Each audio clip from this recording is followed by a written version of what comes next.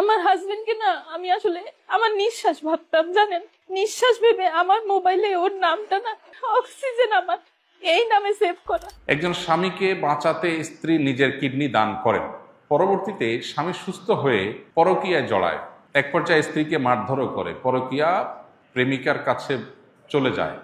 এ ধরনের ঘটনার ইসলামের দৃষ্টিকোণ থেকে শাস্তি কি? প্রথম কথা হলো, বিবাহিত মানুষ যদি জেনায় লিপ্ত হয় তাহলে তো ইসলামের দৃষ্টিতে সবচেয়ে নির্মম এবং করুণ শাস্তির কথা বলেছে। কেন ইসলাম এই ব্যাপারে এত সিরিয়াস? অন্য কোনো অপরাধের বেলায় ইসলাম এত কঠিন শাস্তির কথা বলেনি। কোমর পর্যন্ত মাটিতে পুঁতে রেখে পাথরের আঘাতে তাকে মৃত্যুদণ্ড বাস্তবায়ন করা, অন্যান্য ক্ষেত্রে এত কঠিনভাবে মৃত্যুদণ্ড বাস্তবায়ন করতে ইসলাম বলে না। এক্ষেত্রে কেন বলেছে? যদিও এই ধরনের শাস্তি বাস্তবায়নের ঘটনা সকাল বিকাল বা প্রতিদিন প্রতিনিয়ত ঘটবে না, এই জন্যই তো এই ধরনের অপরাধ প্রমাণিত হওয়ার জন্য অনেক কঠিন কঠিন শর্ত দিয়েছে শরীয়ত।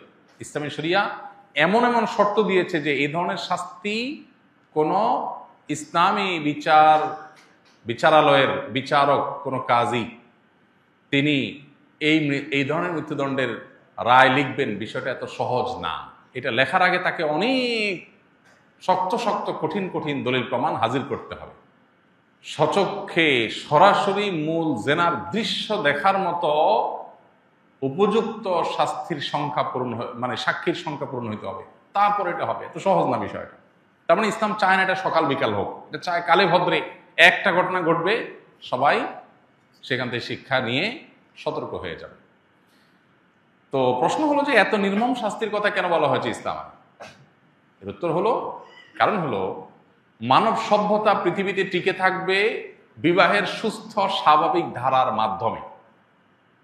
বৈবাহিক বন্ধনের এই সুস্থ স্বাভাবিক ধারার বিপরীতে বিবাহ বহির্ভূত যে সম্পর্ক, হারাম রিলেশন, এবং এর পাশাপাশি আজকাল যে সমকামিতা সহ বিভিন্ন রকমের অসভ্য ক্রিয়াকর্মকে পৃথিবীতে নর্মালাইজেশনের কাজ চলছে, এটাকে স্বাভাবিককরণের কাজ চলছে, এগুলো মানব সভ্যতাকে হুমকির মধ্যে নিয়ে যাবে। মানুষের অস্তিত্ব পৃথিবীতে একসময় থাকবে না যদি এগুলো থাকে।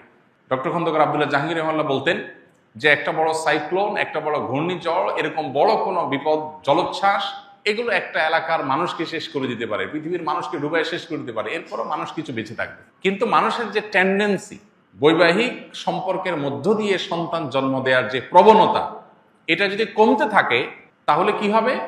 একটা সময় মানুষের অস্তিত্ব সংকটের মধ্যে পড়বে, পৃথিবীতে মানুষ টিকে থাকতে কঠিন হবে, হারিয়ে যাওয়ার উপক্রম হবে। এখন পশ্চিমা পৃথিবীর অনেক দেশ শুধুমাত্র এই সমকামিতা সহ এই জাতীয়